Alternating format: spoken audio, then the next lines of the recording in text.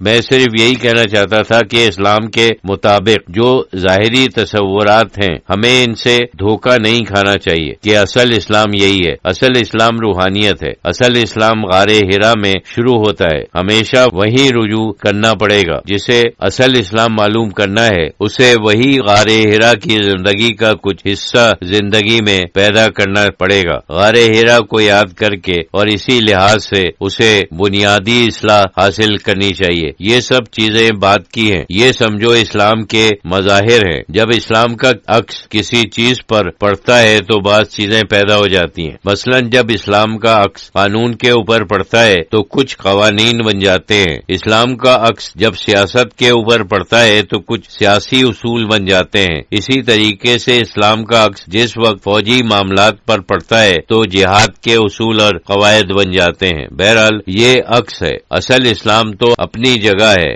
یہ خالص اور پاک نور ہے جو کسی چیز سے متاثر نہیں ہوتا. تو عکس اور ہوتا ہے، اصل اور ہوتا ہے. یہ بات یاد رکھنے کی ہے. حضرت شہید اللہ فریدی رحمۃ اللہ علیہ نے تقریر ختم فرما کر حاضرین سے دریافت فرمایا کہ کسی کو کچھ پوچھنا ہے. ایک صاحب نے پوچھا کہ حضور صلی اللہ علیہ وسلم کو جو رسالت ملی وہ پیدا ہونے سے پہلے ملی یا بعد میں، کس اسٹیج پر ملی؟ کہتے ہیں کہ آدم علیہ السلام کو اسی وقت سے رسالت ملی جب وہ پیدا ہوئے. حضرت شہید اللہ فریدی رحمۃ اللہ علیہ نے فرمایا کہ ہاں یہ تو حدیث ہے، خود حضور صلی اللہ علیہ وسلم کا فرمان ہے. میں اس وقت نبی تھا جس وقت آدم روح اور جسم کے درمیان تھے. مطلب یہ ہے کہ ابھی تک ان کی روح جسم میں نہیں آئی تھی یا وہ پانی اور مٹی کے درمیان تھے. یہ دوسری روایت ہے، یعنی ابھی پیدا ہی نہیں ہوئے تھے. یہ ایک عالم روحانیت کی بات ہے. یہ صحیح ہے، لیکن عالم روحانیت اور ہوتا ہے. وہاں جو چیز شروع میں ہے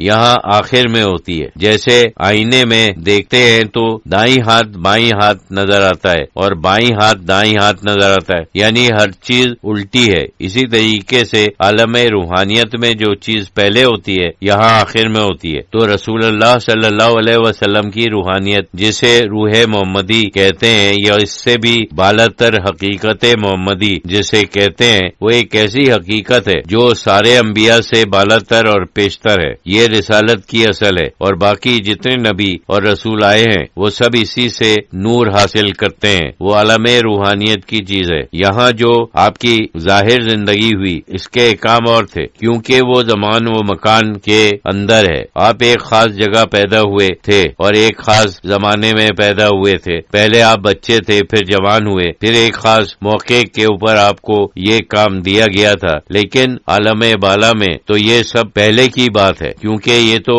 عالم زمان و مکان ہے، اس لیے یہ ایک خاص وقت میں ہوا. اس میں کوئی تضاد نہیں ہے. اس دنیا کے کام کے لحاظ سے چیزیں کچھ دوسرے طریقے سے ظاہر ہوتی ہیں، عالم بالا میں وہ دوسرے طریقے سے ظاہر ہوتی ہیں. ایک صاحب نے دریافت کیا کہ قلب کی اصلاح کیوں کر اور کیسے ہو سکتی ہے؟ حضرت شہید اللہ فریدی رحمۃ اللہ علیہ نے فرمایا کہ میں نے بار بار اس کے اصول بتائے ہیں. مختصر یہ کہ ذکر، فکر اور صحبت یہ تین چیزیں ہوتی ہیں. ذکر کے معنی ہے اللہ کا نام لینا، فکر کے معنی ہے ہر وقت ہوشیار رہنا، یعنی اپنی عقل سے اپنے سمجھ سے کام لینا اور ہر کام اسلام کی روشنی میں سوچ سمجھ کر کرنا. فکر کے معنی فکر آخرت بھی ہے، یعنی ہر وقت آخرت کو آنکھوں کے سامنے رکھنا. یہ ضمنی دنیا ہے اور وہ اصل دنیا ہے. ہمیں نہیں سمجھنا چاہیے کہ یہ اصل دنیا ہے اور وہ ضمنی دنیا ہے. اکثر جو کمزور ایمان والے ہیں ان کے لیے یہ دنیا اہم ہے اور دوسری دنیا ضمنی ہے. مومن کی نظر میں یہ دنیا ضمنی ہے، صرف ایک سیکنڈری قسم کی چیز ہے. اصل دنیا تو وہ ہے، اسے ہر وقت آنکھوں کے سامنے رکھنا چاہیے. اسے فکر کہتے ہیں. صحبت کے معنی تو ظاہر ہے. جو لوگ سلسلے میں داخل ہیں انہیں صحبت حاصل ہوتی ہے. یہ بھی ایک عام اصول ہے کہ انسان صحبت سے متاثر ہوتا ہے. صحبت بہت سوچ سمجھ کر اور دیکھ بھال کر اختیار کرنی چاہیے، اس کا بڑا اثر ہوتا ہے.